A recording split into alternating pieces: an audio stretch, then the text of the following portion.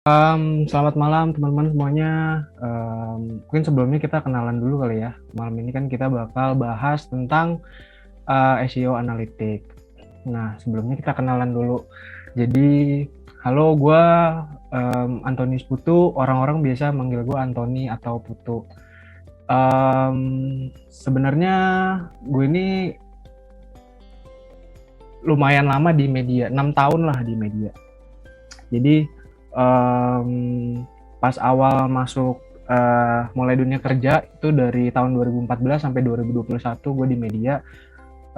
Gue juga beberapa kali pivot posisi kerja dari awal di ads operation. Jadi dulu megang advertising, megang server iklan juga dari mulai Detik, CNN, terus move ke Viva, terus move ke Mail sampai di IDN, baru gue start di megang SEO gitu. Baru setelah itu dipercaya megang websitenya Zenius Education, dan sekarang dipercaya juga buat pegang SEO sama ASO di Transfest. Mungkin langsung aja kali ya, takutnya waktunya nggak cukup, kita cuma 1 jam, 1 jam mungkin sampai 2 jam nanti, karena materinya cukup lumayan banyak hari ini. Nah, pertama karena kita akan share tentang SEO analitik, mungkin yang pertama kita mau coba share dulu tentang technical SEO. Nah, sebenarnya di technical SEO ini kurang lebih sama kayak kemarin kan udah bahas on page ya sama Isan. Kurang lebih technical SEO itu nggak jauh beda sih penerapannya sama si on page, karena cuma bedanya adalah technical lebih ke semi code, semi yang megang server dan segala macamnya gitu. Jadi mungkin ada beberapa tahapan di technical SEO atau istilah-istilah yang mungkin bakal kita bahas ke depan gitu. Kayak ini adalah beberapa part technical SEO yang udah standar, sering dipakai dan dipelajarin sebagai strategi buat mengoptimasi sebuah website gitu. Jadi intinya technical SEO itu adalah sebuah proses optimasi di berbagai aspek teknisnya gitu. Jadi kalau on page kan mungkin kemarin lebih banyak soal konten, gimana caranya bikin kontennya, terus strukturnya gimana. Nah, technical ini lebih ngedukung semuanya gitu. Kayak di sini ada beberapa hal kayak mobile friendly website, terus broken links, ada struktur data juga, ada domain version, ada robots.txt, ada website structure, ada redirection, ada error code. Jadi kita akan sharing tentang si technical SEO ini gitu. Nah, hal pertama yang harus diperhatiin kan, kita kalau SEO itu adalah purely bener-bener website ya gitu. Jadi semua effort yang kita lakukan itu untuk website, optimasi website kita supaya ada di halaman pertama Google gitu. Jadi hal pertama yang harus kita perhatiin adalah gimana caranya supaya kita tahu bahwa kita tuh akan ngasih tahu ke Google bahwa website kita itu aman loh. Jadi kita butuh yang namanya SSL, secure. Jadi kayak lebih ke bahasa gampangnya adalah sertifikasi. Jadi kalau teman-teman mungkin pernah lihat gitu, kalau buka website ada HTTPS, ada HTTP gitu. Jadi kalau zaman dulu itu Google nggak terlalu aware sama HTTP atau HTTPS. Tapi zaman sekarang Google itu butuh website yang lebih aman. Makanya butuh yang namanya HTTPS. Makanya ketika membuat website biasanya kalau teman-teman pakai provider kayak mungkin pernah dengar Niaga Hoster atau Dewa Web atau Rumah Web atau apalah, itu tuh biasanya nyediain paket yang mau beli SSL-nya enggak gitu. Jadi fungsinya adalah buat ngasih tahu nih, karena Google bakalan ngedetect bahwa kalau websitenya ini nggak secure, berarti ini website ini harusnya sangat tidak direkomendasikan untuk user-usernya, karena berpeluang untuk wah ini membahayakan si usernya gitu. Jadi fungsi utamanya SSL di sini adalah udah jelas ya, mendapatkan perlindungan informasi personal gitu. Jadi semuanya udah pasti dijamin aman. Website juga bakal lebih dipercaya dan udah pasti rankingnya akan lebih bagus ketimbang yang HTTP website gitu. Terus soalnya kadang-kadang kan banyak jenis virus juga yang masuk ke website kan. Nah, kalau misalkan ada HTTPS, itu akan lebih aman, lebih secure gitu. Ini tuh kalau nggak salah udah sekitar 10 tahun belakangan sih. Kalau mungkin kalau zaman dulu nggak terlalu ini ya, Kalau teman-teman pernah tiba-tiba buka website nih ada warning gitu, coba lihat di address barnya, coba cek apakah itu HTTP atau HTTPS biasanya, walaupun bisa diakses memang, kan biasanya ada kayak button advance, terus langsung oke, akses aja nggak apa-apa gitu. Nah itu sebenarnya resikonya ya udah ditanggung usernya gitu. Nah, selain itu ada mobile friendly website. Nah ini sebenarnya kenapa mobile friendly website itu sangat-sangat dibutuhin, karena data yang ada gitu ya, bahwa rata-rata orang tuh mengakses website itu dari mobile, dari gadgetnya mobile gitu. Kalau di compare sama desktop itu lumayan, perbandingannya lumayan jauh lah. Apalagi makin kesini si mobile ini udah pasti bakal diutamain gitu. Makanya sekarang kalau desainer website itu pasti kalau bikin desain website itu biasanya bakalan bikin responsif. Responsif itu kayak misalnya kalau teman-teman buka buka website di laptop atau di komputer, terus nanti kalau itu dibuka di website tuh kurang lebih tampilannya bakalan sama. Nah kalau zaman dulu itu biasanya desainer bakalan bikinnya terpisah gitu. Nah ketika user ngebuka websitenya di desktop, biasanya di mobile itu tampilannya akan kayak desktop dan harus di zoom. Nah itu kan biasanya sangat tidak direkomendasikan oleh Google. Makanya Google Bot udah tahu nih apakah ini ada website ini responsif apa enggak. Dia bakal nge-crawling seluruh aspek elemen yang ada di dalam si website kan gitu. Jadi kenapa website harus mobile friendly? Karena ya tadi kita udah bahas bahwa penggunanya lebih banyak. Terus Google udah pasti ngutamain yang lebih mobile friendly gitu ketimbang yang enggak. Mungkin kalau temen-temen nyari di Google gitu ya, itu di halaman pertamanya rata-rata, bahkan nggak rata-rata ya, semuanya itu udah pasti mobile friendly. Dibuka di mobile itu udah pasti bakal sama, buka di desktop itu bakal sama. Cuma kalau di SEO kan sebenarnya hasil result dari Google Desktop sama hasil result dari Google Mobile itu biasanya bakal beda posisinya, walaupun nggak terlalu jauh ya.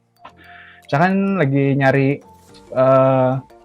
jasa kirim aqua galon, itu di desktop bisa aja misalkan website teman-teman di ranking 2, tapi kalau dari HP di ranking 5 atau di ranking 10 misalnya gitu. Nah itu hasilnya juga akan beda gitu.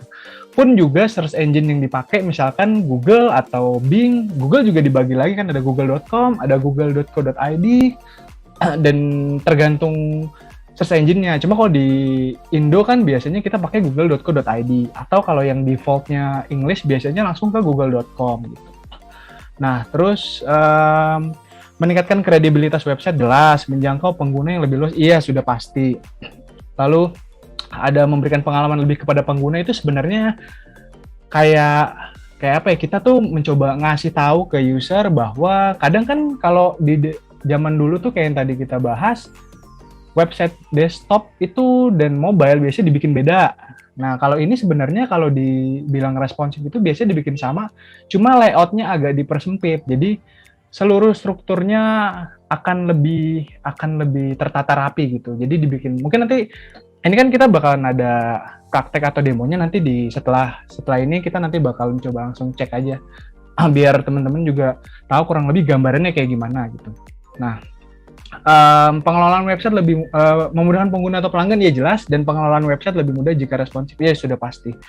Jadi sebenarnya intinya untuk beberapa perusahaan atau UMKM gitu yang punya website, karena sekarang tuh semua template bahkan ya itu udah responsif, itu sangat memudahkan. Jadi kita nggak perlu lagi tuh 2 kali kerja. Kalau zaman dulu kan 2 kali kerja, bahkan ada yang 3 kali, karena dulu tuh mobile, desktop, sama tablet itu desainnya dibikin terpisah 3. Sekarang itu dibikin cukup satu desain aja, tapi dibikin responsif. Jadi mau resolusinya segede apa, mau resolusinya sekecil apa, itu websitenya bakal tetap terlihat rapi gitu. Nah, broken links itu adalah kayak sebuah link yang sebenarnya udah nggak kepake, atau bisa dibilang rusak juga. Mungkin faktornya banyak ya kalau broken links ini. Jadi kalau di technical SEO, broken links itu adalah salah satu hal yang penting. Kenapa? Karena broken links itu sangat mempengaruhi ranking website gitu. Biasanya broken links itu muncul kalau websitenya itu udah di revamp. Revamp itu kayak diubah-ubah lah. Websitenya itu udah ganti desain kedua, ganti desain ketiga gitu. Atau ada perubahan struktur URL misalkan. Kalau misalkan buka website kan biasanya website strukturnya tuh ada yang URL-nya misalnya website domain utama abc.com terus slash kategori atau terus slash judul gitu, terus nanti kadang ada kode-kode. Nah itu kalau semuanya dirubah otomatis link lamanya itu bakalan rusak kan. Nah itulah sebenarnya hal yang harus diperhatiin gitu. Jadi sebagai seorang SEO hal-hal yang kayak gini tuh harus bener-bener dicek. Nah sebenarnya banyak banget tools yang bisa ngebantu gitu. Nanti kita juga akan demoin deh di sini kira-kira kayak gimana tools apa yang bisa ngebantu kita buat ngecek si broken links ini. Nah, penyebab broken links itu kan ada beberapa, kayak ada kesalahan pengetikan tautan itu biasanya itu bakal banyak terjadi di media. Kenapa? Karena biasanya media itu writernya itu ngejar cepet karena ditarget artikelnya berapa gitu. Terus tiba-tiba saking ininya typo gitu kan, URL-nya itu kan biasanya akan nge-generate dari judul misalnya, dan itu nggak kan karena saking ngejar cepetnya gitu. Nah biasanya orang-orang SEO itu nge-QC teman-teman yang typo gitu semuanya dibetulin gitu. Jadi potensi URL yang rusak itu bakalan berkurang gitu. Nah terus perubahan alamat domain juga ini adalah sebenarnya banyak banget kejadian di beberapa kasus karena mungkin dia rebranding biasanya. Rebranding kan otomatis ganti nama, otomatis ganti domain. Atau kadang misalkan dulu domainnya itu udah dipakai orang, terus akhirnya sekarang available, terus dibeli. Terus kita pindah semua, kita redirect ke halaman website domain yang baru. Nah itu tuh sebenarnya agak PR buat seorang SEO gitu, karena kita harus ngemindahin dan memastikan semua halaman websitenya itu pindah semua domainnya dari domain A, domain lama ke domain B, domain yang baru gitu. Nah biasanya banyak trouble di situ karena di dalam sebuah website itu kan aspeknya banyak ya, nggak cuma artikel doang gitu. Kalau mungkin teman-teman tahu ada artikel, ada landing page, ada apa. Nah selain itu kan ada apa ya, kayak directory asset yang kayak slash image, slash video, slash javascript, slash apa gitu. Nah itu kan sebenarnya juga harus diubah semuanya. Nah sebenarnya itu ada potensi di situ kalau anak-anak IT-nya atau infrastruktur yang ngurus-ngurusin gitu biasanya skip kan. Makanya kita sebagai SEO kita harus tahu nih link ini tuh penting apa enggak gitu. Kita bakal optimasi apa enggak gitu.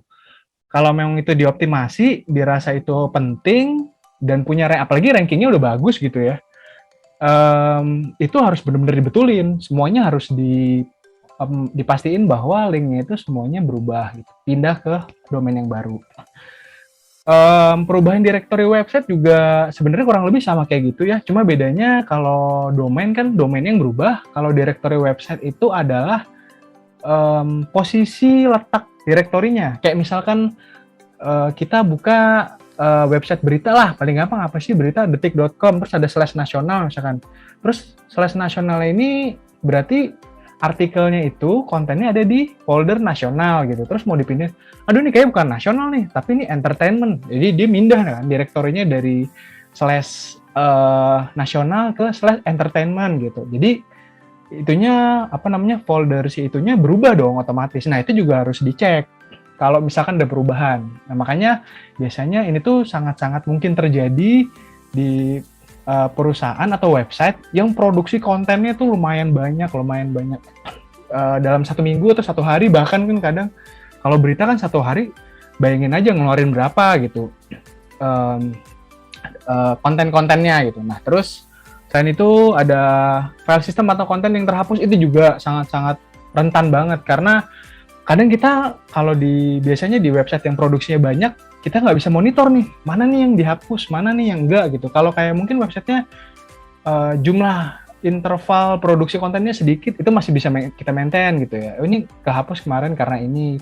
Tapi kalau udah yang semua produksi kontennya timnya banyak, kayak misalkan media, itu satu apa ya, mungkin kayak satu kanal atau satu kategori aja itu yang bikin kontennya banyak gitu. Kalau di perusahaan kayak mungkin perusahaan yang skalanya lebih kecil, itu kan lebih enak kontrol. Oh, kita tahu nih kemarin dihapus karena ini gitu. Nah, itu agak lumayan bermasalah di situ. Terus Catch sama KC sama DNS itu sebenarnya lebih ke kayak kadang kan kalau di browser tuh ada yang beberapa kayak memori lah gitu, memori yang harus dihapus dan harus di-refresh. Maka kadang-kadang kalau habis ngedit tuh kok belum berubah ya? Coba di clear cache sama cache-nya dulu, baru dia bakal berubah gitu. Ini kayak gitu-gitu masalahnya. Sisanya sama pengaturan DNS, itu lebih ke server sih. Ini kalau DNS itu teman-teman harus koordinasin sama tim IT, karena SEO itu nggak bisa jalan sendiri. SEO itu adalah jembatan tim konten, jembatan tim IT, developer, jembatan tim front end juga, terus server juga. Jadi semuanya itu sangat-sangat terkait gitu. Jadi nggak cuma soal konten aja gitu. Efek buruk brokenness udah jelas, pengalaman pengguna yang buruk sama mempengaruhi performa itu semuanya jadi satu kaitan lah ya kalau di SEO. Ini adalah beberapa tools yang buat ngecek broken links gitu ya. Ada broken link checker, itu plugin, itu bisa search aja download broken link checker gitu. Terus atau online broken link checker itu biasanya kayak mungkin semua sistem yang online lah, sama kayak converter online kayak gitu-gitulah. Itu semuanya gratis sebenarnya. Mungkin kalau kayak gitu mereka punya versi berbayarnya, tapi kita bisa pakai versi yang free-nya, cuma memang dibatasin gitu. Sisanya Screaming Frog itu sebenarnya software. Biasanya ini tuh jatuhnya premium sih, karena harus beli license-nya gitu. Tapi yang jual banyak juga dan nggak terlalu mahal kok. Harga license-nya paling $5 lah gitu. Itu untuk 1 tahun. Itu lumayan ngepake. Nanti kita coba demoin Screaming Frog-nya ya. Selanjutnya yang di technical SEO harus diperhatiin adalah skema dan struktur data. Jadi struktur data itu kayak lebih ke apa ya? Ngebagi jenis websitenya gitu, halamannya, jenis halaman. Kayak misalkan mungkin teman-teman kalau lagi nyari sesuatu, kayak resep misalkan, resep nasi goreng, itu pasti hasil resultnya sama, kan perbandingannya, coba kita komparasi, nyari resep sama nyari video misalkan, itu nanti resultnya pasti bakal beda. Jadi struktur data ini buat ngemisahin, oh ini adalah website resep, oh ini adalah website video, oh ini adalah website berita gitu. Nah itu adalah fungsinya struktur data. Nah itu tuh ngebagi. Jadi kan kalau teman-teman ibaratnya gini, ini tuh buat ngebantu. Misalkan kalau kita ngumpul jadi satu, terus kita mau cari orang, wah mana nih susah nih. Kalau misalkan dibagi nih, yang cowok di sini, yang cewek di sini, yang umurnya ini sekian. Nah ini kan udah ketahuan nih. Itu kan lebih gampang kan. Nah itu Google akan lebih memudahkan, dan ini tuh bakal ngebantu user bahwa ini adalah jenis website kita gitu. Nah, terus ini adalah skema dan struktur data yang sebenarnya kurang lebih berkaitan sama berkaitan sama yang tadi kita bahas gitu ya. Skema dan struktur datanya itu sebenarnya harus kurang lebih paham dasar HTML sama JavaScript. Skripnya sebenarnya skrip sederhana sih.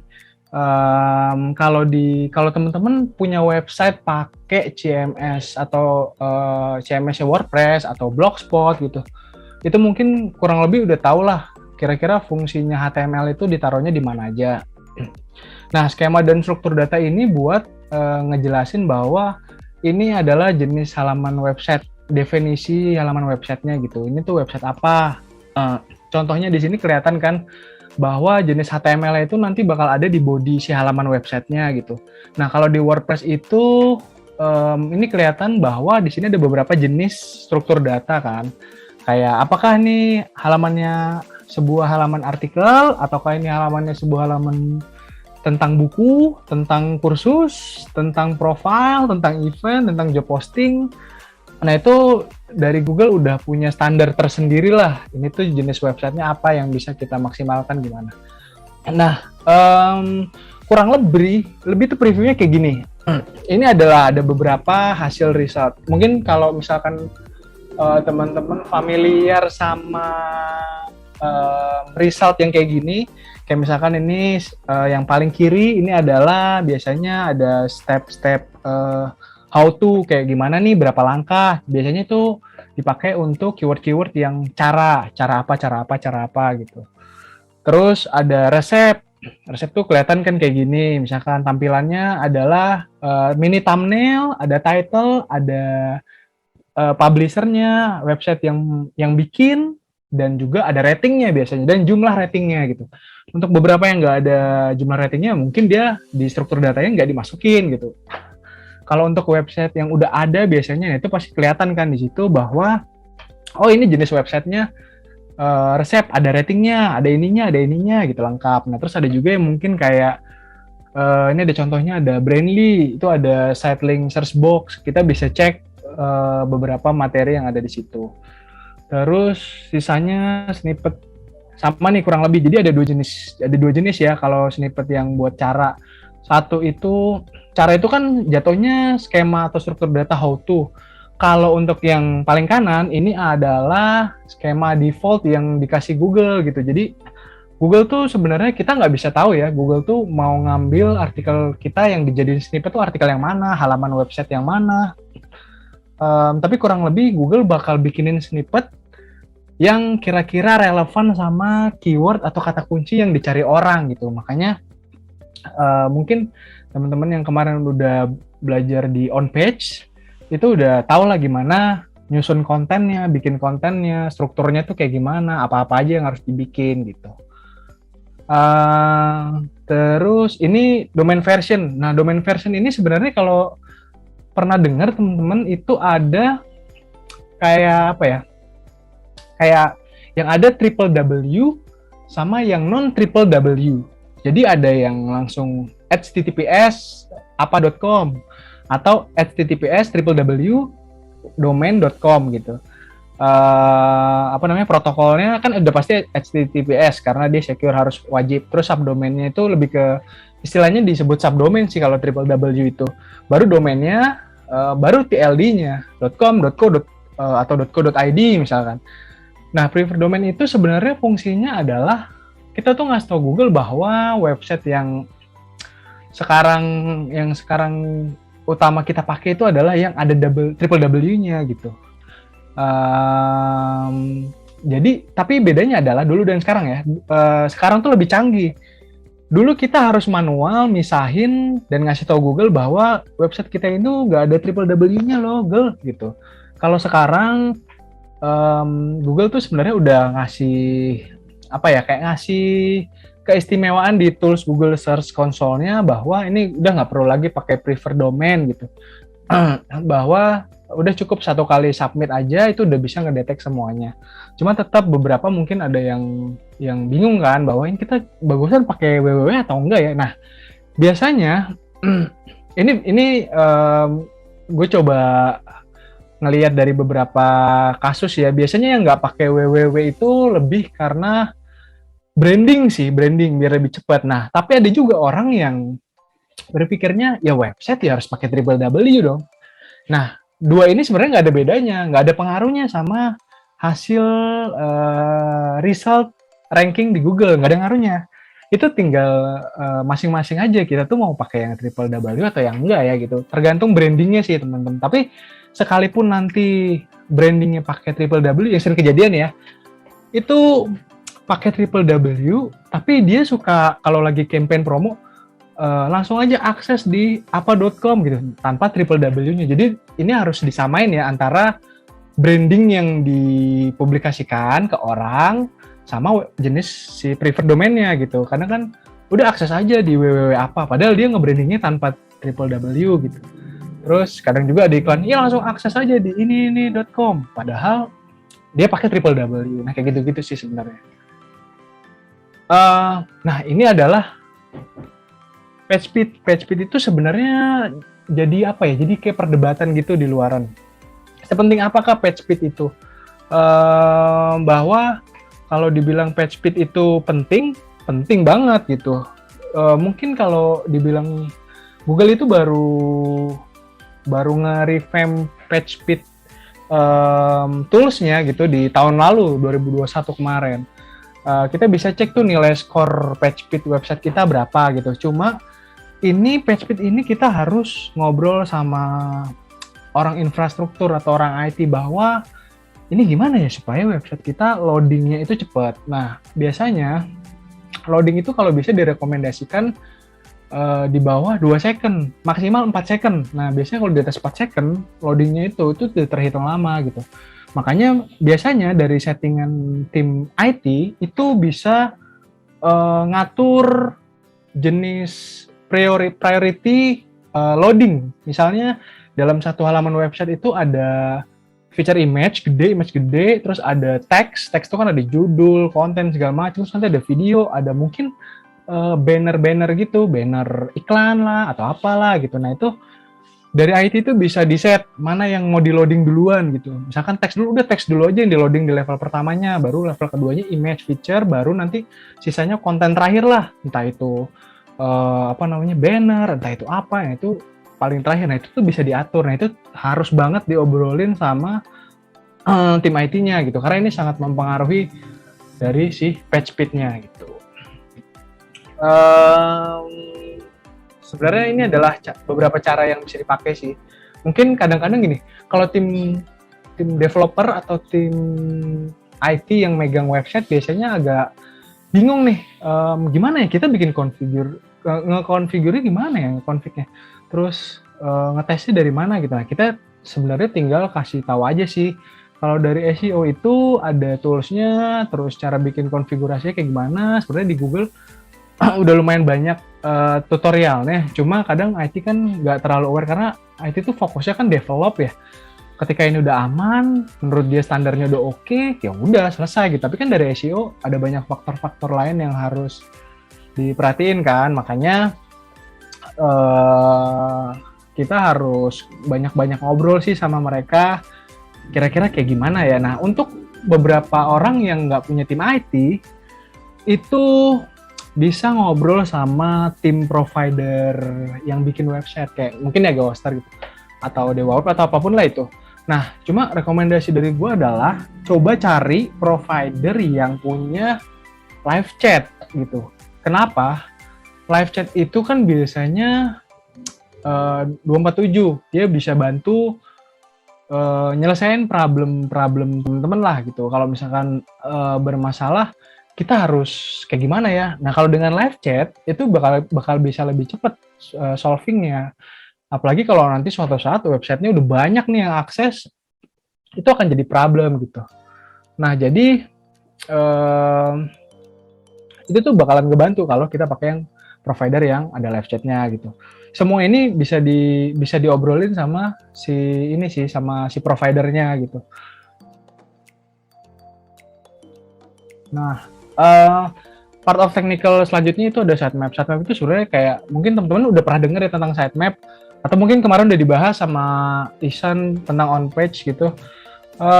Sitemap ini sebenarnya kayak suatu hal yang sangat-sangat penting. Kenapa? Karena sitemap itu adalah tempatnya si Google ngebaca seluruh directory website gitu. Jadi sitemap kan kumpulan semua URL yang ada dalam website kita. Kalau misalkan Google udah masuk ke sitemap, terus udah ngebaca semuanya, otomatis dia udah tahu mana yang harus di crawling, mana yang harus diindeks, mana yang harus di ranking gitu.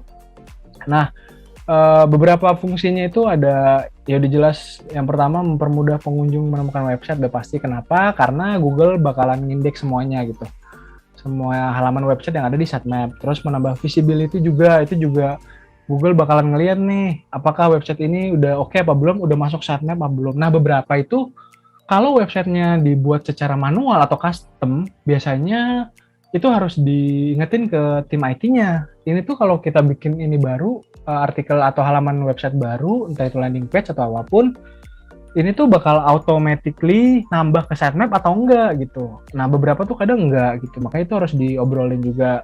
Terus website lebih cepat terindeks Google, terus sama punya interaksi lebih udah jelas ya. Sisanya sebenarnya sitemap ini harus di-input ke Google Search Console kan, nanti kita bakalan demo juga. Nah, ini kira-kira overview apa namanya? Si Google Search Console ya. Dulu sebutannya Google Webmaster, sekarang udah jadi Google Search Console. Kurang lebih sitemap yang harus di-input tuh kayak gini lah. Jadi maksimal sitemap itu kan ada 50.000 halaman. Jadi dalam sitemap itu maksimal URL yang dimasukin ada 50.000. Cuma kalau bisa direkomendasiin kalau itu jangan terlalu banyak, karena takutnya lemot atau servernya sih, lebih ke server. Ini kekuatannya tergantung dari server ya. Kalau emang servernya kuat ya aman-aman aja gitu. Terus robots.txt. Nah, robots.txt ini sebenarnya fungsinya buat ini sih, kayak misalkan teman-teman punya halaman website yang kayaknya ini halamannya nggak penting gitu. Kan ada beberapa halaman yang kayak, ini tuh pengennya cuma ada doang, tapi nggak terlalu penting, nggak usah diindeks lah. Kayak mungkin kayak halaman profilnya si masing-masing employee, misalkan ada halamannya banyak gitu, apakah ini penting atau enggak ya. Terus kadang-kadang ada kayak halaman JavaScript yang isinya cuma script, ini penting nggak? Kalau emang dirasa nggak penting, di robots.txt itu bisa kita set buat kasih tahu Google bahwa Google ini jangan diindeks ya, soalnya nggak penting gitu. Jadi contohnya adalah ini. Jadi robots.txt itu bisa ngecek nih, oke, mana yang low, mana yang di-slow gitu. Gue nggak mau kalau misalkan halaman website gue yang /search tuh dicari atau diindeks Google gitu, ya udah di slow aja gitu. Kan kadang kayak ini API terus ada mungkin recommendation atau widget atau apalah URL yang dirasa ini tuh ganggu gitu, daripada ini nggak kepake, kita nggak optimize juga gitu. Lebih baik kita optimize fokus di halaman kontennya aja. Ngapain kita pakai halaman kayak gini di optimize, nggak penting juga kan. Nah, terus ini adalah website structure. Jadi mungkin kalau dibilang website structure jatuhnya lebih lebih ke sangat-sangat awal harus ditentukan, karena biasanya website struktur itu bakalan berefek, kalau dirubah itu efeknya lumayan banyak, karena ini tuh ngerubah seluruh struktur dan elemen websitenya gitu. Makanya kadang kalau misalkan nih SEO-nya adalah seorang A gitu, dia udah bikin dari nol, terus tiba-tiba dia resign, terus abis itu ganti lagi orang baru.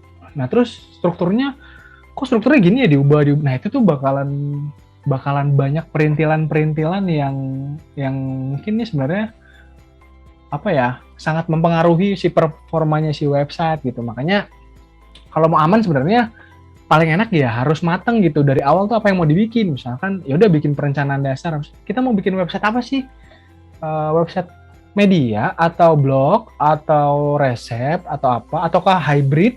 Kan kadang ada yang hybrid yang kayak cuma company profile. Nah, biasanya itu kayak website jasa-jasa gitu, mungkin jasa sosmed, jasa apa gitu.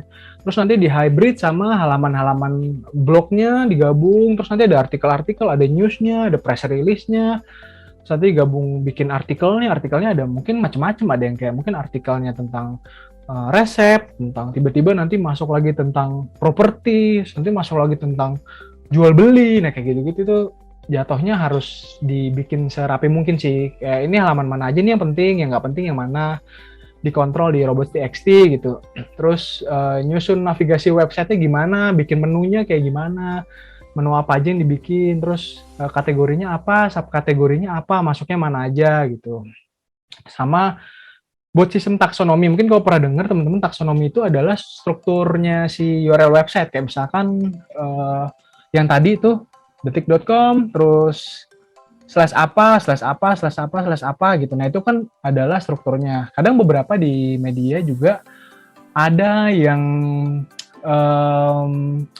pengen masukin nama penulisnya gitu. Kayak misalkan domain.com, terus /kategori, terus /subkategori, /nama penulisnya gitu. Jadi tujuannya adalah kita pengen tahu nih si penulis ini dia ngehasilin artikelnya bagus nggak performanya gitu. Bagus apa enggak gitu, kayak gitu-gitu. Terus susun navigasi website, terus buat sistem taksonomi tadi, terus internal link udah pasti. Kemarin kan mungkin udah dibahas juga di on page. Terus lakukan perawatan berkali kayak maintain lah. Ini tadi ada ini ya. Oh oke.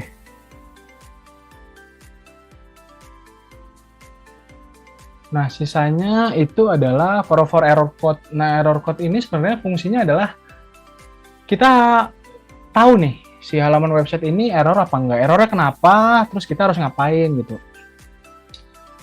Mungkin ini jatuhnya kayak broken link ya. Kalau broken link itu kan link yang rusak. Nah, link yang udah rusak itu harusnya di redirect ke error code. Kenapa? Jadi kita bisa tahu bahwa error code ini sumbernya dari halaman website yang mana gitu. Karena kalau kita cuma cek broken link tanpa kita redirect ke error code, itu akan sangat sulit ngedeteknya gitu. Nah, ini adalah contoh beberapa error code di beberapa website gitu ya, kayak Lego, ada Email Center, ada Tracer, ada Pixar juga. Nah, jadi kadang-kadang for error code itu dibikin semenarik mungkin biar orang tuh lihat nih, ini kok error ya. Ada juga yang beberapa error code itu di redirect ke home setelah 5 second misalnya, atau 10 second gitu. Atau ada juga yang error code-nya nggak diubah, nggak di redirect ke home, tapi dia cukup ngasih tahu bahwa ini halamannya nggak ada. Coba klik button ini untuk informasi lebih lanjut dan segala macamnya, kayak gitu-gitu. Itu lebih ketahuan sih. Nah, terus ini AMP sebenarnya kondisional ya. AMP itu kan atau Accelerate Mobile Page itu sebenarnya produknya Google, projectnya Google. Fungsinya adalah buat ngebantu loading website. Jadi kadang kalau misalkan tim IT-nya itu bingung cara yang kayak tadi ngeset priority loading websitenya, ini bisa pakai AMP. AMP itu biasanya dipakai buat yang produksi kontennya tinggi.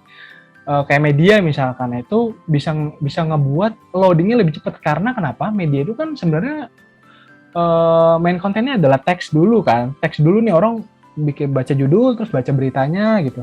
Baru mungkin another levelnya adalah mungkin dari infografis atau nanti ada embedded YouTube-nya gitu, kayak gitu-gitulah.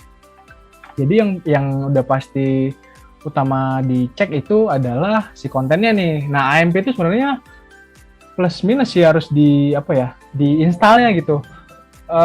Untuk halaman website yang websitenya itu loadingnya udah cepet, sebenarnya nggak perlu AMP gitu, karena AMP itu developer harus ngedesain ulang si AMP-nya, karena AMP tampilannya bakal beda kan, terkadang tuh bakal mempengaruhi revenue advertising. Kan ada halaman website yang ada advertisingnya tuh, iklannya banyak segala macam, terus tiba-tiba ada AMP, posisi iklannya juga pasti bakalan berubah karena layout desainnya berubah gitu. Jadi ini harus bener-bener didiskusiin sama tim internal sih, dan effortnya tuh dari tim dev tuh seberapa. Walaupun memang untuk beberapa orang yang udah pakai WordPress itu ada plugin tersendiri sih buat ngeset si AMP-nya gitu. Kita move ke off page.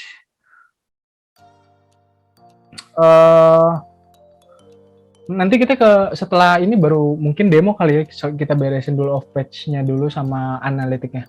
Nah, off page ini juga kemarin kan teman-teman udah belajar on page ya. On page kan semua effort yang kita lakuin dalam website, produksi konten, bikin meta title, judul, meta description, optimize internal linkingnya dan segala macamnya. Nah, off page itu adalah semua hal yang dilakukan di luar website gitu. Jadi kita effortnya kita lakukan di luar website gitu, bukan di dalam website. Dalam website ya udah, misalkan kita bikin on page-nya, bikin website-nya udah oke, strukturnya udah bagus. Nah, sekarang kita main off page-nya. Off page-nya itu harus kayak gimana sih? Nah, ada beberapa, ini banyak banget sih faktor-faktor off page gitu yang mungkin sebenarnya banyak dibagi ya. Kalau di beberapa company itu biasanya strukturnya, kalau SEO ya, ada beberapa yang misahin nih.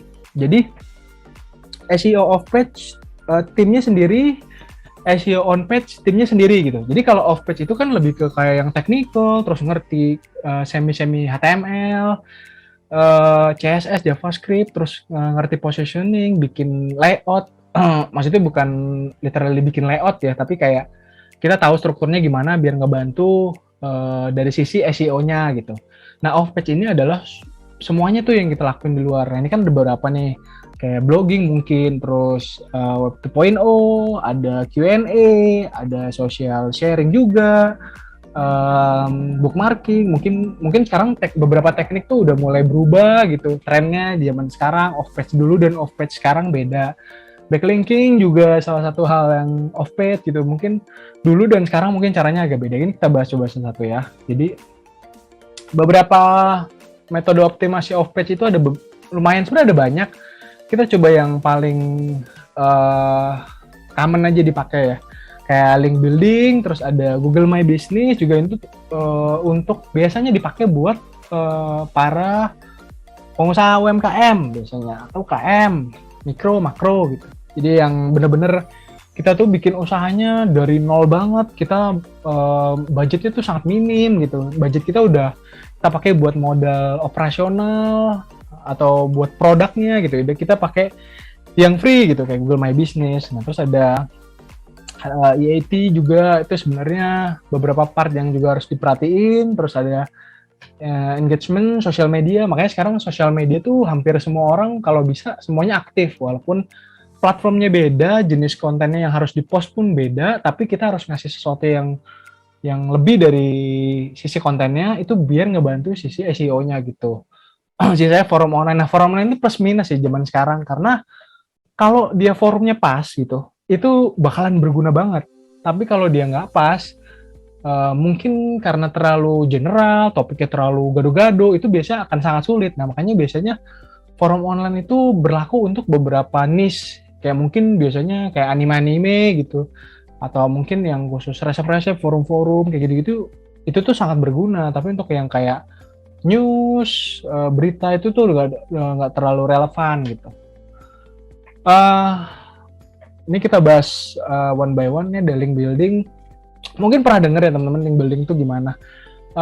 Sebenarnya link building itu ya sama kayak nanamin backlink, cuma bedanya kita bener-bener bikin strukturnya gitu, kayak website utama kita siapa, terus website yang bakal ngasih link ke website utama kita itu siapa. Jadi kita bikin tier gitu loh.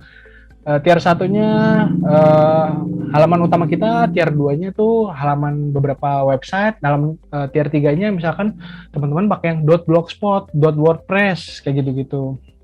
Pakai Tumblr misalnya, itu kan juga bisa kelihatan. Nah, faktor penentunya ada nih kalau di link building, kayak kita tuh dapat link dari website mana sih gitu, DAPA gitu. Walaupun sebenarnya sekarang tuh DAPA nggak terlalu wajib gitu ya, yang penting selama website-nya aman, bagus, nil DA nggak usah terlalu tinggi, nggak usah terlalu rendah, dan website-nya relevan. Misalkan kalau resep, ya kalau bisa dapatnya dari resep, jangan tiba-tiba dapatnya dari politik gitu kan, terlalu jauh gitu ya. Terus anchor text itu kayak kita tuh ngasih backlink sesuai dengan targeted keywordnya gitu. Jadi jangan kayak misalkan kirim uang ke luar negeri misalkan, terus nanti kita mau ngasih link, tapi kita cuma ngelinknya di negeri doang gitu, itu kan kayak kurang gitu ya. Anchornya tuh harus pas gitu, sesuai dengan niche yang kita incer gitu, keyword apa yang kita incer, nah itu kita harus sesuaikan gitu. Terus do follow no follow sebenarnya secara default biasanya website kalau ngasih link itu bakalan do follow. Nah, untuk no follow sebenarnya ada beberapa website yang dia tuh emang apa ya, jatuhnya dia nggak ngasih authority secara penuh. Kan kalau do follow dia berarti ngasih authority secara penuh supaya ini tuh oke, gue bener ngasih nih link ke website lo, gue rekomendasiin banget nih website lo gitu. Kalau no follow itu kayaknya ya gue ngasih rekomendasi, tapi gue nggak tahu ya bener apa enggak, jadi kayak nggak totally gitu. Makanya Google tuh, kalau Google kan sistemnya robot yang mampir ke website dia tuh ya, rumus utamanya adalah robotnya Google itu udah pasti mampir ke halaman HTML-nya, jadi bukan ke halaman yang kita lihat kayak website biasa gitu, tapi dia mampir ke halaman HTML-nya. Ini ada apa aja ya di dalam si struktur HTML-nya gitu. Terus relevansi jelas sama si traffic website. Nah, traffic website itu ada di layer bawah karena dia plus minus. Ada yang pertama adalah traffic website itu sebenarnya bisa ngebantu si link buildingnya. Kenapa? Karena kita udah jelas nih website udah ada trafficnya, terus ada linknya yang ngarah ke sana, berarti ini relevan gitu. Nah itu tuh bisa ngebantu bahwa oke, user nanti bakal ngelihat website ini, Google juga bakal ngelihat kan, oh ini website ini nanti anchor text-nya di hyperlink kemana gitu. Nah itu bakal jadi salah satu poin penting dari sisi si Google Bot-nya. Terus ada Google My Business ini kayak apa ya jatuhnya, kayak beberapa part yang sebenarnya sangat gratis gitu. Kita bisa manfaatin. Kenapa? Karena ini bisa ngebantu bisnis kita supaya lebih luas jangkauannya gitu. Biasanya itu ini sangat ngebantu untuk brand-brand lokal atau yang baru, mungkin berbuat bikin usaha. Google My Business itu bisa nyediain semuanya karena dia bisa nge-boost produk lo, bisa nge-boost location tempat usaha lo kalau punya offline ya atau online, bisa cek direct to kontak gitu kayak WhatsApp, terus sosmed juga bisa, terus masih tahu update activity dari bisnis lo gitu, misalnya kita bakal lagi ada diskon apa gitu. Nah itu bisa ngebantu kalau pakai Google My Business. Nah kalau local SEO itu adalah kayak kita tuh mengoptimalkan website bisnis kita itu agar visibilitasnya lebih tinggi gitu. Nah biasanya kalau local SEO itu kita harus benar-benar lengkap nih profile Google My Business-nya gitu. Jangan cuma setengah-setengah, karena di Google My Business itu kita bisa masukin semuanya kayak jam kerja open bisnis kita tuh jam berapa sampai jam berapa, kontaknya kemana. Kita bisa cek juga ini kata kuncinya kayak gimana. Kompetitor kita siapa gitu, bahkan kita bisa ngasih backlink juga dari si Google My Business. Itu juga nanti gue demoin semuanya. Sama informasi biodata semua di berbagai platform itu juga salah satu hal yang paling penting sih, buat ngasih tahu bahwa kita punya bisnis ini loh gitu. Ini adalah contoh Google My Business yang gue kerjain sama tim internal. Karena ini kita benar-benar pengen kasih update produk kita tuh apa aja sih gitu. Terus biasanya bakal ada interaksi juga dari user kalau misalkan dia bingung. Karena kan mungkin sebenarnya di dalam platform kita tuh ada fiturnya, cuma mungkin mereka nggak tahu atau apa. Akhirnya Google lah paling ujung-ujung orang pasti nanya ke Google kan. Google aja. Nah ini tuh bisa ngebantu gitu. Selama informasinya sebenarnya udah detail, kita udah kasih tahu semuanya, bisa Q&A juga, bahkan kita bisa update promo-promo kayak gimana, terbarunya, alamat, nomor telepon, itu semuanya bisa ngebantu kita. Walaupun kelihatannya ini sepele, tapi ini sangat-sangat ngebantu banget dari sisi SEO off page. Contohnya lagi ini adalah tampilan dari Q&A-nya kayak gimana, komen-komentarnya, reviewnya gimana. Ini bisa kita lihat gitu, termasuk juga update dari sisi kita lagi pengen optimize apa nih, mengelola keuangan gitu atau daftar kode transfer bank, itu bisa kita post di My Business. Itu bisa ngebantu visibility-nya lebih tinggi, potential kliknya juga lebih gede, otomatis traffic juga masuknya pasti lebih banyak gitu. Jadi banyak hal-hal yang bisa kita dapat dengan pakai Google My Business, karena satu lagi itu adalah gratisnya. Nah, terus IAT ini juga hal yang sebenarnya sangat diutamain oleh praktisi SEO, terutama di tahun 2020-2021 sampai sekarang ya. Jadi kita tuh harus meningkatkan expertise, authoritativeness, and trustworthiness juga. Itu kayak apa ya, jatuhnya kayak kita tuh harus dapet kayak value yang kita yang itu tuh tentang kita gitu dari berbagai macam source lah. Ini contohnya kan kita harus dapat brand mention kalau bisa nih. Nah brand mention itu sebenarnya kita nggak harus dapat hyperlink gitu. kita bisa dapat brand mention dari mungkin orang-orang di luar sana yang nulis tentang kita gitu. Makanya kalau kita dapat brand mention, even kita nggak dikasih hyperlink, itu udah ada value-nya buat kita gitu. Kita udah di-mention nih, berarti kita sebenarnya berpengaruh gitu. Kayak misalkan ada beberapa yang nulis, biasanya 10 aplikasi kirim uang terbaik misalkan. Terus nanti ada beberapa brand tuh, terus di-mention kan, terus dijelasin mungkin 1 paragraf, 2 paragraf gitu.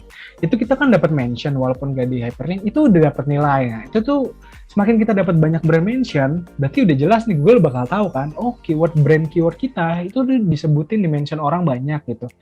Ditulis juga di beberapa website, artikel, berarti kita sangat-sangat bagus dan sangat direkomendasiin gitu. Terus cari backlink dari seed site itu sebenarnya seed site itu kayak apa ya? Jatuhnya kayak kita tuh bisa nggak ya dapat hyperlink dari orang? Metodenya banyak sebenarnya. Kita bisa bikin kayak semacam, kalau kita itu bisnis makanan gitu, atau kita punya bisnis aplikasi, kita bisa bikin review gitu. Ayo dong, tulis dong di website teman-teman gitu. Nanti gue kasih hadiah deh misalnya gitu. Misalkan lo bikin kayak lomba review, terus nanti 5 pemenang nanti yang beruntung, gue kasih diskon atau gue kasih paket promo atau hadiah lah, free gitu. Nah, itu adalah salah satu upaya yang bisa kita lakukan gitu. Kita dapat brand mention, kita bahkan dapat hyperlink. Kan kadang banyak juga blogger-blogger yang mungkin dia emang kerjanya kan suka ngetik, suka nulis, suka review gitu. Review aplikasi apa, nah itu tuh bisa ngebantu kita gitu. Termasuk juga review positif di Play Store atau App Store kalau kita punya platform aplikasi ya. Terus sosial media udah jelas, ini semakin gede IR kita, ini juga semakin bagus gitu. Jadi sosial media juga kita harus sinkron lah. Biasanya kalau di bisnis kan semuanya tuh harus main ya. Kita juga harus koordinasi sama tim sosmed, itu buat ngebantu IR kita, engagement rate kita supaya lebih bagus gitu. Ya ini sebenarnya kurang lebih datanya ya, semakin tinggi CTR atau click through, jadi berapa persen, kayak misalnya kita ngelihat dari 10 orang yang lihat, berapa persen yang ngeklik gitu.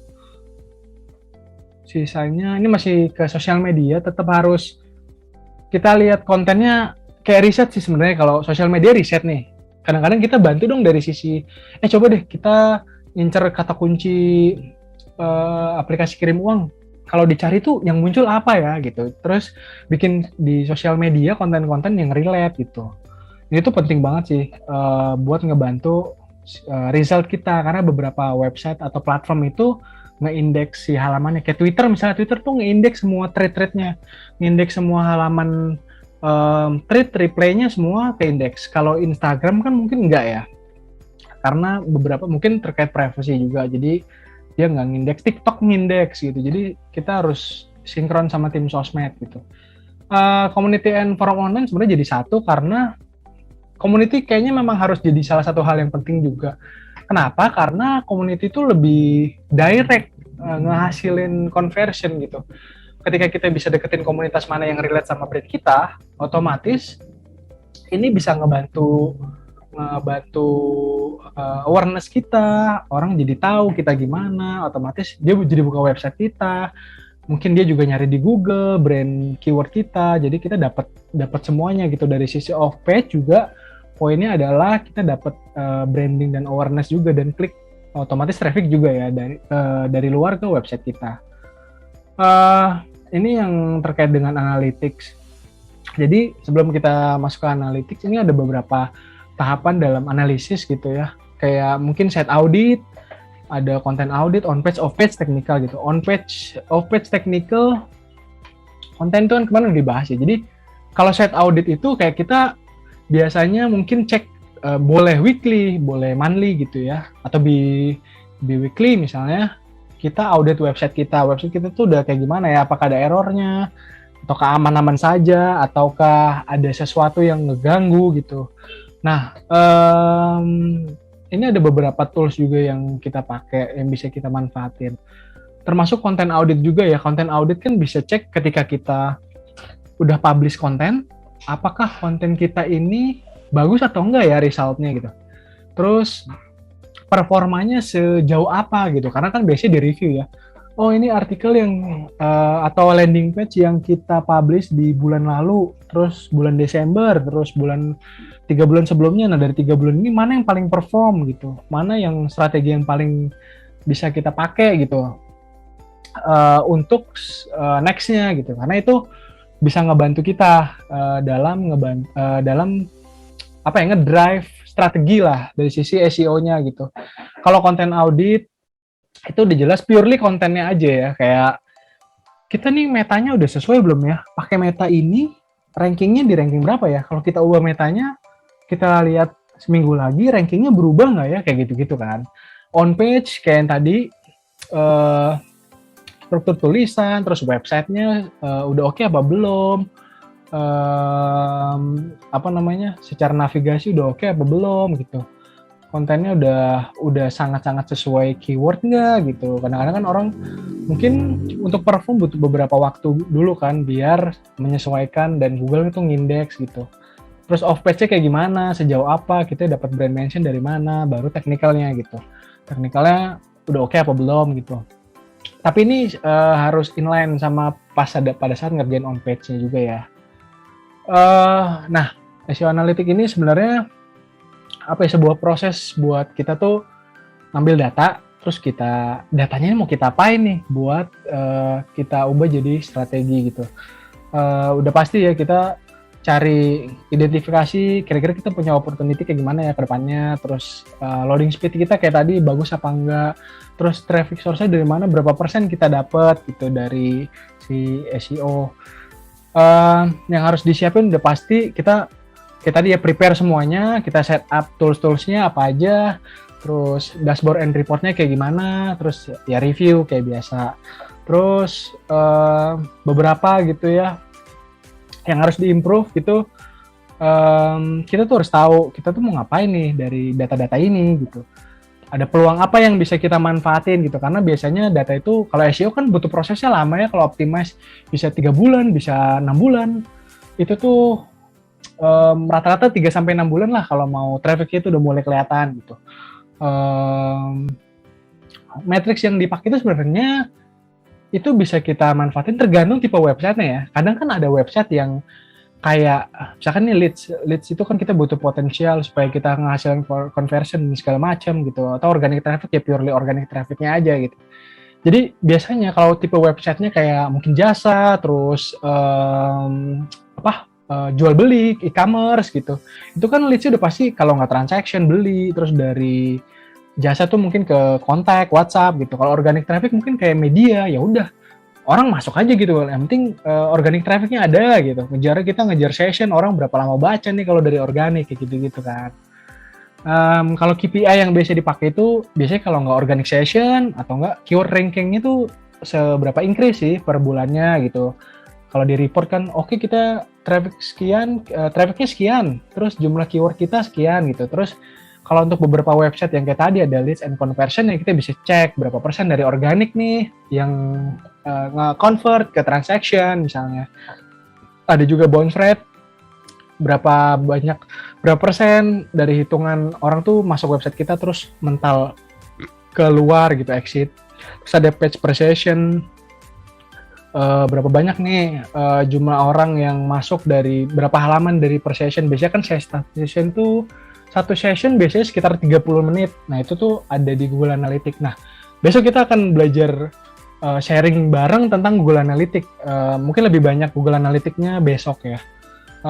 Terus ada average session duration, sama page load time, sama crawl error. Jadi, dalam 1 bulan, kita udah nge-fixing berapa banyak nih error-error di dalam website kita. Nah, kalau reporting biasanya kita bikin dashboard buat kayak ya udah quick info tuh kayak misalkan organic traffic berapa, ini berapa, terus goal reportnya berapa, total work complete-nya berapa, number optimize landing page-nya berapa, kita dapat high quality backlink kayak tadi tuh kita dapat berapa link yang mention kita atau backlink yang masuk ke kita, terus overall keyword growth kita berapa, increase rankingnya berapa, sesuai nggak sama keyword yang kita incer, terus traffic and keyword growth-nya berapa, CTR-nya berapa gitu. Beberapa tools yang bisa dipakai sama teman-teman itu ada yang free, ada yang paid. Yang free itu Google bisa pakai Search Console, Analytics, atau Google Ads itu biasanya dipakai buat paid ads kan, atau SEM gitu. Cuma kita bisa pakai kalau untuk SEO dari sisi keyword planner-nya, kita bisa cek sih berapa banyak gitu. Yang paid biasanya ada Ahrefs, ada SEMrush, ada Majestic mungkin, Screaming Frog, sama Ubersuggest. Ini sebenarnya kurang lebih sama sih fiturnya, cuma mereka punya kelebihan dan kekurangan tersendiri. Contohnya Google Search Console, ini ada beberapa fitur sih, kayak overview, search result, discover. Abis ini kita langsung masuk ke Search Console ya. Ini Google Analytics, kurang lebih kita bisa tahu source kita dari mana aja yang masuk ke website. Besok kita akan bahas lebih dalam lagi soal Google Analytics. Terus ini tools keyword planner, kita bisa cek berapa banyak keywordnya yang kita research gitu, apakah ini relevan sama brand kita gitu. Ini Ahrefs, kita bisa cek semua fiturnya kayak backlinknya, broken backlinknya. Jadi backlink kan kadang ada yang udah backlink terus broken lagi, rusak, udah nggak kepake. Entah dari website yang ngasih kita link itu udah rusak, atau nggak diperpanjang, atau mungkin udah di ban sama Google gitu. Terus ada referring domain, anchor, ini kita bisa semua cek di Ahrefs. Terus SEMrush kita bisa lihat fiturnya. Abis ini kita demoin yang SEMrush itu kayak gimana, kurang lebih tampilannya. Kita bisa cek organic research-nya, bisa lihat keyword overview-nya, kita bisa lihat punya kompetitor. Cuma memang harganya lumayan mahal pricing-nya, sekitar $120 per bulan. Oke. Ini mungkin dari ini ya. Mungkin ada yang mau tanya-tanya dulu atau langsung demo aja ya? Langsung demo aja dulu Kak, biar selesai dulu. Okay. Oh ya udah, oke, siap kok gitu. Nah, oke. Nah, jadi ini ada beberapa, gue punya blog yang gue kelola bareng teman-teman. Blog media lah paling gampang ya. Sorry, ini sambil loading. Ini tuh gue punya beberapa teman-teman yang bantuin nulis juga di website. Nah, ini tuh bisa buat study case juga sih. Kira-kira di website ini tuh produksi kontennya kayak gimana, dibagi atau enggak, konten SEO-nya seberapa banyak gitu. Nah, sebenarnya hal pertama yang harus dilakuin adalah kita cek dulu bahwa kita harus punya connect ke Search Console-nya gitu. Nah, kalau teman-teman yang belum pernah lihat atau belum pernah pakai Search Console, itu teman-teman bisa googling aja, Google Search Console. Nah, nanti Google Search Console ini nanti tampilannya bakal kayak gini, tapi kosong. Nah, teman-teman tinggal tambahkan properti aja. Kalau misalkan teman-teman punya website, ini bisa dimasukin ke sini. Nah, kalau misalkan nanti ini udah, misalnya,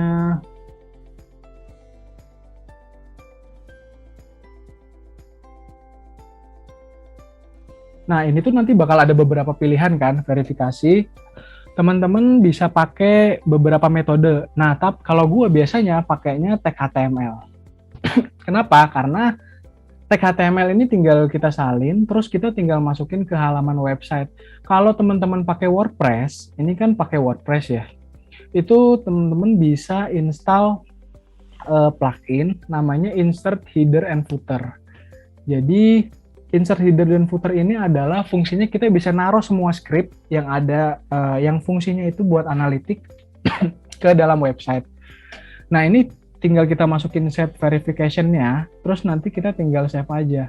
Nah, ini ada beberapa script nih, kayak Google AdSense, terus Analytics, sama Search Console. Nah, ini karena udah dimasukin, sebenarnya nanti hasil verifikasinya udah pasti nanti bakal kelihatan di Google Search Console-nya gitu.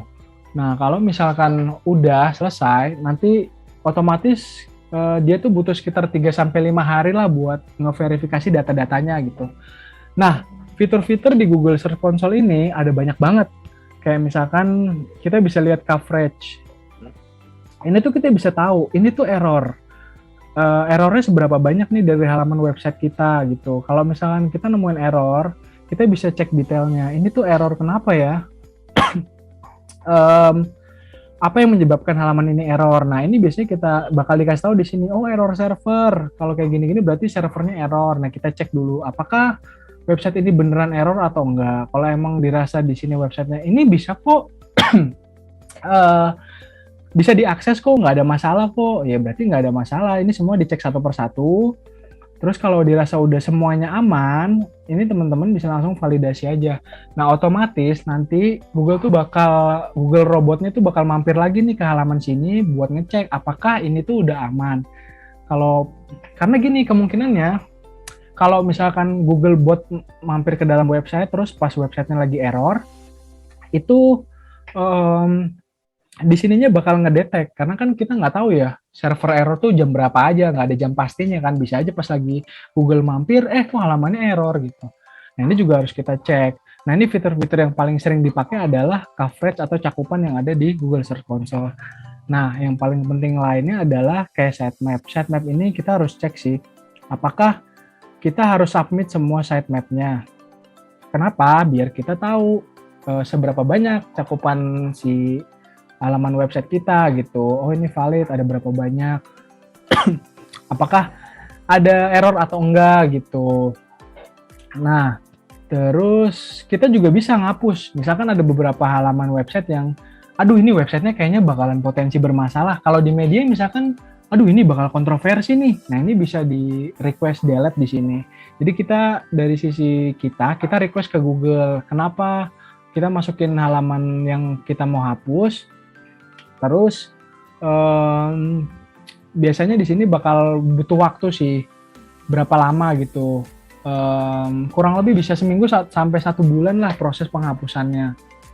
Nah, untuk dari sisi reporting sebenarnya yang paling sering dipakai adalah seberapa banyak traffic yang masuk nih. Misalkan kita compare di 3 bulan terakhir, di sini bisa sedetail ini kan untuk perbandingan data.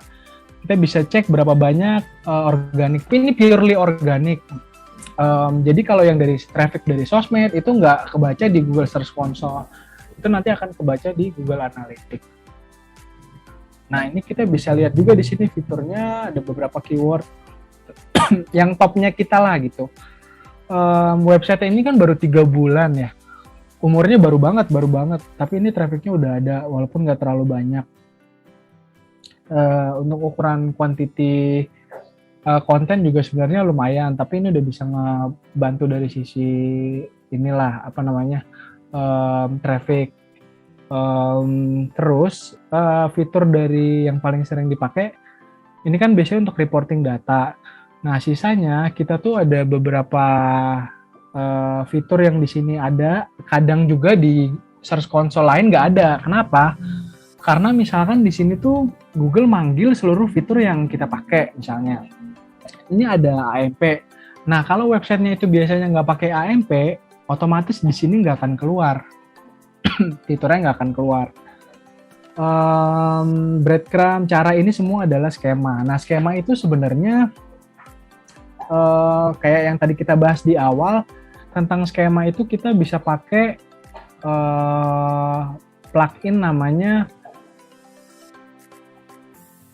skema and struktur data. Ini gue coba demoin ya. Jadi kalau misalkan di sini itu kita punya beberapa skema dan struktur data. Nah, contohnya itu ini ada, kita coba search artikel cara. Nah, misalkan ada 7 cara. Nah, kita misalkan udah bikin artikel nih, konten segala macam. Kalau kita install plugin skema and structure, biasanya di bawahnya ini dia akan bisa ngebantu nih. Ini kita mau pakai apa, skema apa, news artikel atau event. Kita bisa kasih tahu nih bahwa ini tuh adalah skema tentang news artikel lo, tentang event lo, tentang produk. Nah, ini adalah beberapa yang harus diisi oleh teman-teman gitu. Nah, kalau misalkan skema how to yang kayak tadi, yang cara, itu tuh sebenarnya kan di sini nggak ada ya. Karena nggak ada, sebenarnya ada halaman website yang menyediakan snippet-snippet khusus kayak gini nih. Namanya technicalseo.com. Nah, ini tuh kita bisa ngebantu buat skema yang nggak ada di WordPress. Nah, biasanya kalau gue bikin konten on page atau bikin skema how to, itu kita bikin dulu poin-poinnya nih. Misalnya, bagaimana cara aktifkan Lazada Pay Later gitu ya. Ini kita bikin dulu stepnya. Oh, ini ada 1, 2, 3, 4, 5, 6, 7, 8, 9, 10. Berarti ada 10 step kan. Nah, caranya dengan kita pakai skema markup ini kita akan bikin satu skema yang nanti akan di-generate di HTML dan akan kita copy ke artikelnya. Contohnya kita tinggal bikin, misalkan ini cara mengaktifkan Lazada Pay Later. Ini kita pakai cara aktifkan Lazada Pay Later karena ini adalah keyword utama kita. Ini sebenarnya total time estimate ini adalah opsional, nggak harus diisi. Sisanya kita masukin ke sini. Misalkan ada 10 step ya, kita tambahin aja 10 step. Nah, ini nantinya kita masukin satu persatu. Misalkan step 1-nya kayak gini. Oke. Step 2-nya kayak gini. Nah, nanti step 3-nya kayak gini. Nah, masukin satu persatu. Memang agak effort, tapi ini bakalan ketahuan hasilnya nanti setelah diindeks. Nah, nanti ini setelah semuanya diisi, otomatis di sini akan jadi generate HTML nih. Kita bakal lihat. Nah, ini ada image URL dan URL. Nah, image URL itu sebenarnya bisa diisi dari ini sih. Nah, teman-teman yang ngupload gambar di sini kan ada URL ya. Ini bisa salin, ini bisa masukin ke halaman sini. Nah, kan ada beberapa yang tiap step itu ada gambar yang beda-beda. Nah, itu bisa dimasukin. Cuma karena ini mungkin gambarnya nggak ada, cuma satu, ini berarti boleh masukin satu aja di setiap ini. Dan URL-nya boleh copy dari si artikel websitenya nih. Misalnya di sini ada artikel URL-nya kan. Ini bisa copy. Kalau teman-teman mau copy langsung di sini bisa, atau copy dari atas. Nah, ini bisa di-copy, terus nanti dimasukin ke sini. Nah, ini nanti akan bakal jadi kayak gini kan. Ini nanti di-copy. Kalau ini teman-teman udah copy, otomatis kan dia bakal ke-copy di sininya. Nah, sebenarnya ini adalah HTML skema yang tadi. Nah, cara masukinnya adalah, ini tinggal masukin ke sini. Contohnya adalah, kita bisa masukin, teman-teman bebas, ini boleh dimasukin kemana aja. Edit ini kan versi visual ya, kalau teman-teman akrab sama WordPress atau text editor apapun, biasanya bakalan ada versi teks atau HTML. Ini bisa di-copy ke sini. Nah, ini tuh nggak akan kebaca sama sekali. Kalaupun ini di sini ada ikonnya, kalau kita update di sini, ini tuh nggak akan kebaca teks-teks yang kayak tadi. Jadi sebenarnya file yang script atau HTML skema ini yang kita masukin itu sangat tidak berpengaruh terhadap tampilan artikelnya gitu. Nah, tujuannya adalah kita taruh ini biar Google tuh mampir ke halaman HTML-nya gitu. Nah, ini kita lihat kan, nggak ada kan, sama sekali nggak kelihatan kan. Tapi kalau misalkan kita masukin ini tuh bakal kelihatan skema-skemanya gitu. Kalau teman-teman terlalu bingung, ini terlalu teknis ya. Tapi kurang lebih, kalau ini kita cari di sini, Google nanti kan bakalan mampir ke halaman ini. Dia tuh bakal nge-crawling semuanya gitu. Nah, dia akan ngebaca si skema yang tadi kita taruh di sini gitu. Nah, ini tuh nanti bakal nge-generate si jenis halaman websitenya ini gitu. Jadi kalau teman-teman mau main skema, struktur data, itu bisa banget. Terutama kalau yang udah akrab pakai WordPress atau baru mau mulai bikin WordPress atau bikin website gitu. Itu bisa banget ditanyain ke providernya gitu. Kalau dari sisi proses penginstalannya ya dari awal gitu. Nah, kalau soal analytics, sebenarnya ini kita akan bahas lebih dalam kan besok. Tapi kurang lebih kalau dari sisi SEO, reporting yang paling sering dipakai adalah dari sisi akuisisinya gitu. Jadi kita bisa cek seberapa banyak orang yang masuk dari organic search. Misalkan di sini ini ada beberapa type kan, ada direct, traffic, ada organic search, ada sosial, ada referral juga, sosial juga. Kita bisa cek lagi dari Facebook, Twitter, Instagram, Pinterest, Instagram Stories kayak gitu-gitu. Itu bisa kita lihat lebih detail. Nah, data reportnya ini yang bakal kita tarik adalah purely yang dari organik saja. Nah, kita tinggal set aja sih tanggalnya itu tanggal berapa, langsung kita tarik data dari organiknya gitu. Nah, ini Google Analytics full besok akan kita bahas materinya gitu. Nah, terus tadi kan kita juga pakai SEMrush. Nah, ini sebenarnya kita bisa pakai semua fiturnya gitu. Tapi karena dari sisi SEO kita paling pakai beberapa aja sih, mungkin kayak domain overview, traffic analysis. Kita bisa cek keyword, misalkan teman-teman mau cek research 100 keyword sekaligus di sini. Nah, ini bisa dilihat di sini. Cara transfer uang, cara kirim uang, aplikasi misalnya ya, ini bisa sebenarnya bisa banyak. Ini kita bisa cek sih. Ini tuh berapa orang yang nyari, terus trennya seberapa banyak. Keyword difficulty-nya itu seberapa banyak, kita bisa cek. Nah, misalkan kita mau cek satu keyword, cara transfer uang. Ini kita bisa tahu nih volumenya berapa, terus total ininya berapa, related keyword-nya apa, kan karena masih loading ya. Sama result SERP-nya itu siapa aja, jadi siapa yang ada di halaman 1 untuk kata kunci ini. Jadi kita bisa ngeker bahwa kompetitor kita siapa aja ya. Oh, Kompas, oh Kata Data, oh Liputan 6, CNN. Nah, ini kan karena mostly media kan. Oh, jadi kita udah bayangan lah. Oh, kompetitor kita ini. Dan ada variasi keywordnya juga di sini. Kita bisa lihat cek transfer uang ATM, QSM keywordnya kayak gimana. Ini dari sisi keyword. Kalau teman-teman mau cek dari sisi domain misalnya, nah ini kita bisa cek domain apapun. Termasuk kompetitor juga kita bisa cek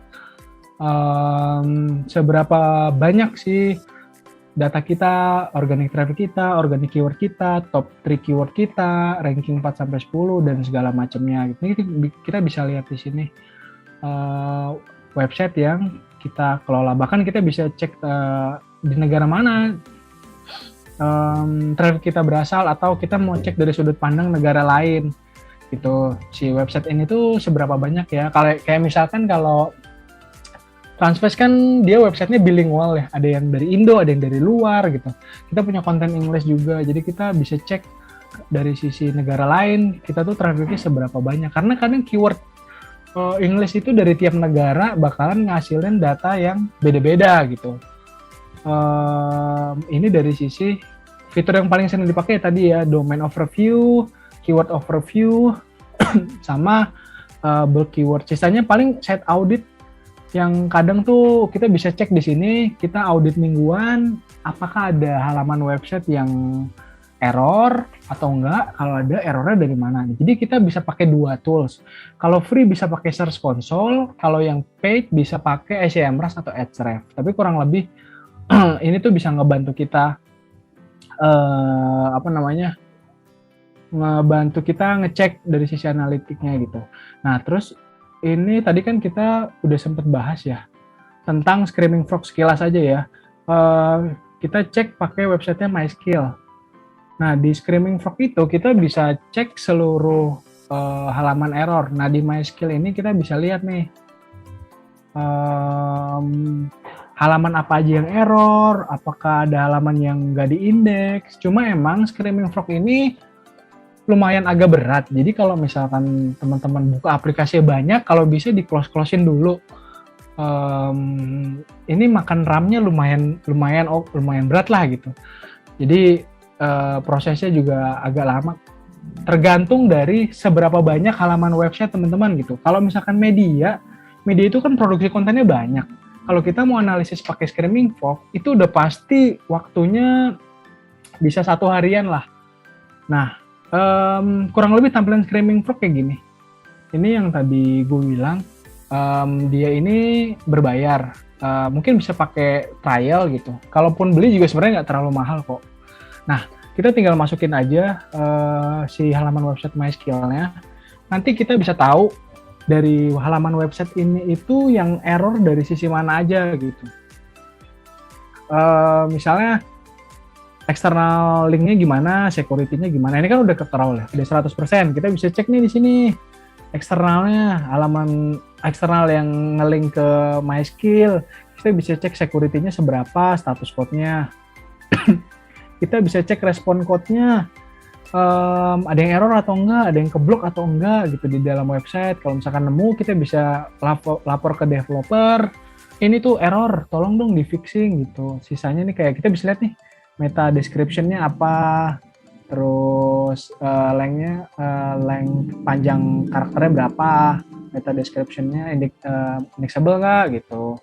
Meta keyword-nya kita bisa tahu, heading satunya, heading 2-nya ini karena mungkin nggak ada ya. Kalau MySQL kan halaman website-nya itu semua nggak ke-crawling ya, karena kalau dilihat MySQL itu kadang kalau mau ikutan tuh harus beberapa ini kan kalau mungkin ini bisa keakses ya, kalau kayak bootcamp gitu kan dia harus minta login ya. Nah biasanya untuk halaman website yang kayak gitu tipenya di terminate sama halaman login itu nggak akan bisa ke index, otomatis semua URL nggak bakal bisa ke optimize gitu. Mungkin kalau mau sisi optimize-nya dari sisi sosial media aja kayak Facebook, Twitter, bikin banner segala macam, tapi nggak bakal bisa di index sama Google. Kenapa? Karena tadi di terminate sama, nah kayak gini nih, ini kan nggak akan bisa kebuka nih. Kalau disorot pun nggak bakal ada halaman websitenya. Nah ini tuh nggak akan bisa halaman-halaman kayak gini di-optimize. Jadi kalau orang mau cari digital marketing MySQL batch 9, itu nggak bakal ketemu di Google gitu. Jadi hal-hal kayak gini juga tergantung, balik lagi ya, dari sisi brandnya, apakah ini bakal, halaman ini kita bakal optimasi atau enggak ya? Ataukah ini penting atau enggak ya? Kayak gitu-gitu. Itu dari sisi Screaming Frog. Sisanya ini coba dari sisi keyword planner kurang lebih sama kayak SEMrush. Kalau di keyword planner itu kan kurang lebih yang fitur dipakai mungkin karena Google Ads atau keyword planner adalah produknya Google, jadi datanya ya udah datanya based on Google, otomatis biasanya orang bakal pakai. Misalnya kita cek di sini.